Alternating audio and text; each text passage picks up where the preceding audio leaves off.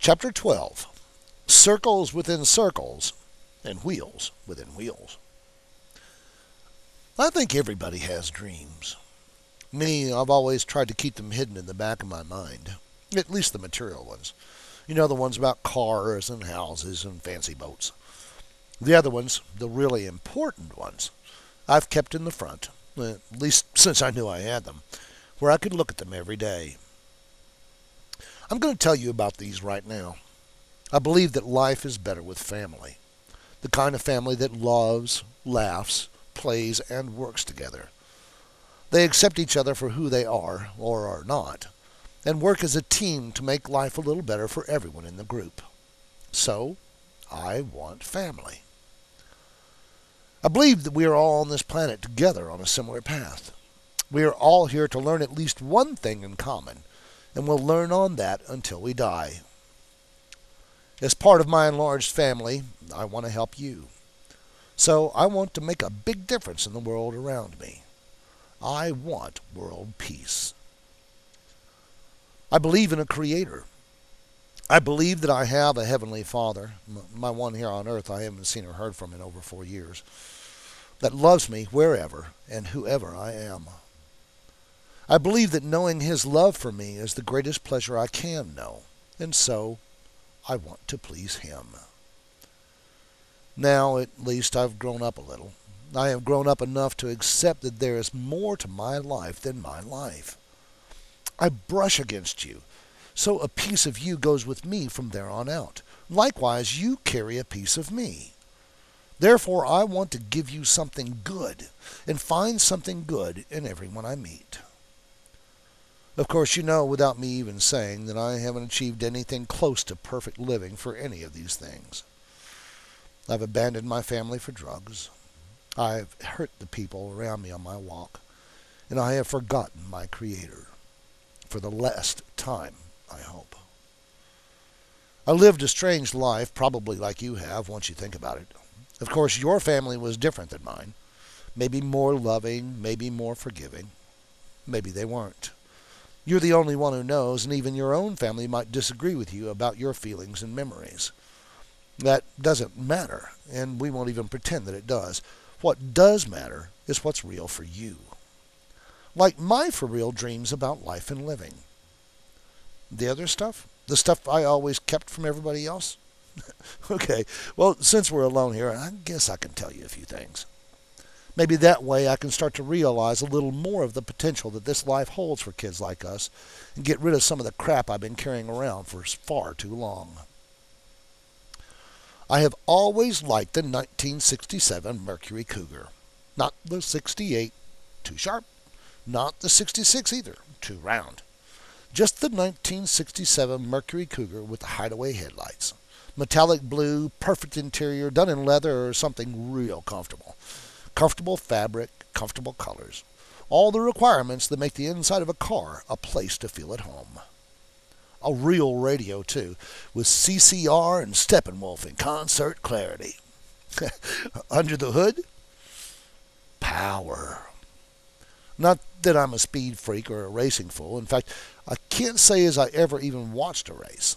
It's just the idea of the power that I find comforting. Power that's there when you need it and barely hidden when you don't. Okay, so there is a little bit of a thrill seeker in me.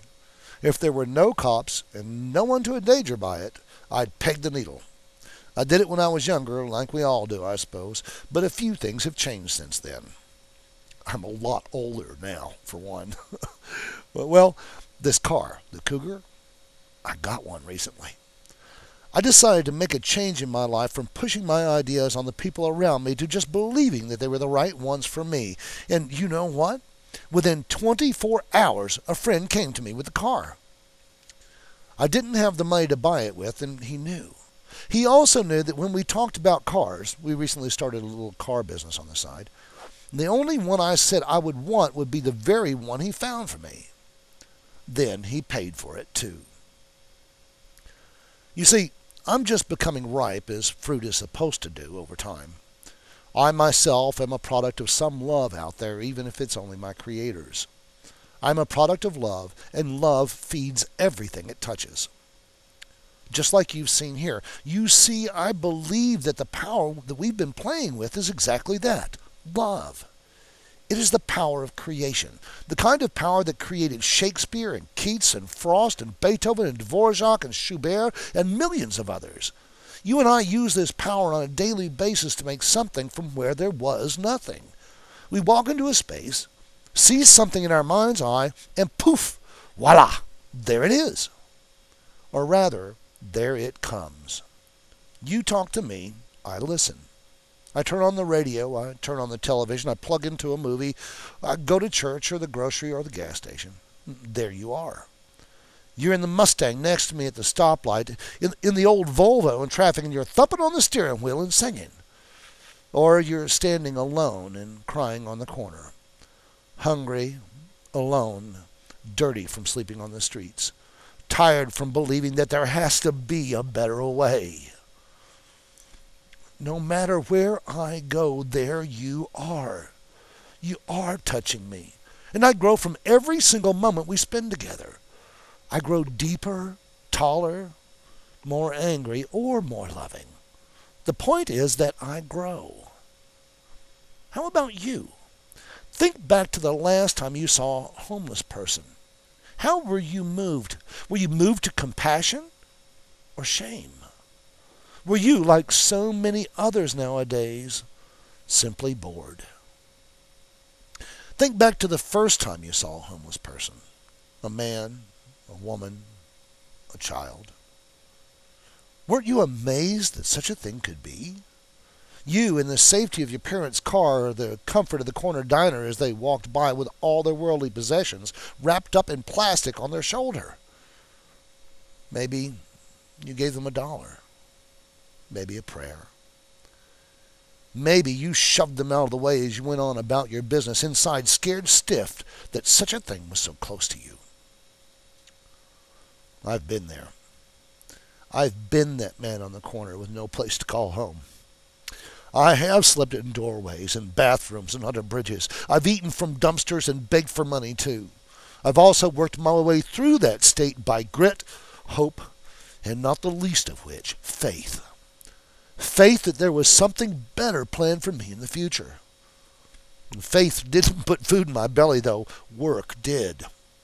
Sometimes the work was in sweeping the streets. Sometimes it was in humbling myself to ask a stranger for food from their table. Sometimes I didn't eat at all, and all I had to sustain me was my faith. That, as it turns out, was enough. There's something important that I want to say at this point, though. Something that warrants an introduction to the suffering part, with my apologies in advance for any discomfort you might experience in the process. I remember praying one day for death. I laid down in the middle of the highway in the middle of the night and just closed my eyes. The bottoms of my feet had become bloody flesh from walking through the bottom of the only pair of shoes I owned. I had walked for 21 miles without anyone stopping to give me a ride, had not eaten in almost 2 days, and didn't have enough water in my body to cry. So I laid down and I quit. With each new pair of headlights that came around the bend, I begged the Spirit for a ride.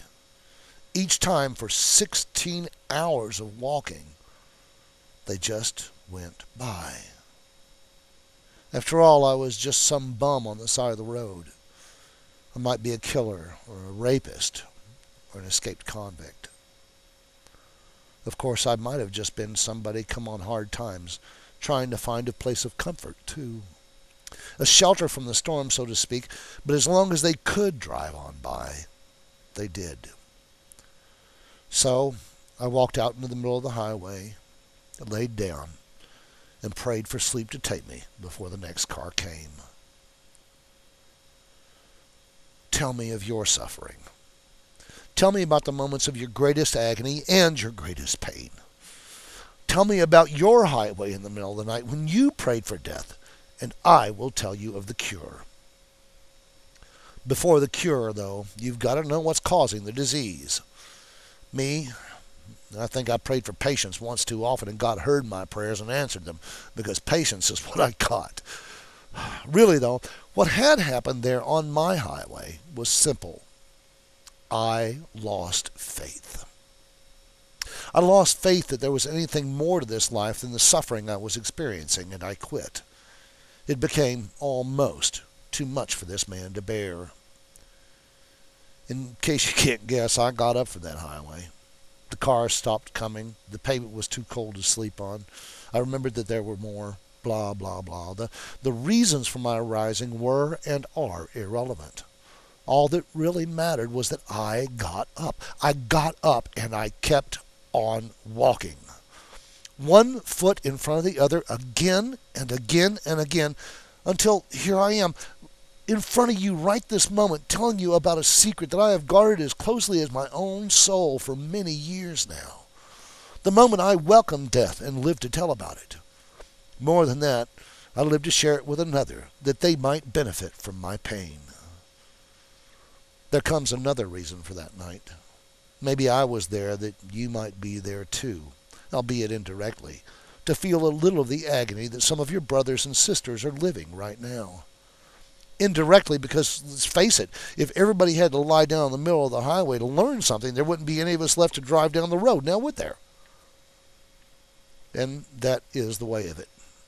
We all walk different paths that we might share different stories to different people in different ways that they might learn something without having to risk their lives in the process. My life is a circle. Your life is a circle. The life of the planet is a circle. Circles and circles and circles spinning around and around and around, moving from place to place, from story to story, weaving the tapestry of life for those that follow to read. Circles within circles and wheels within wheels. Creation from the ashes of annihilation. Faith from out of the depths of absolute despair. Yep, that's life.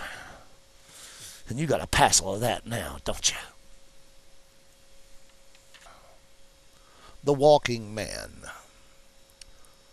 A man, his face fair chiseled by the passages of time, wipes his brow with patient hands of the tears that he has cried.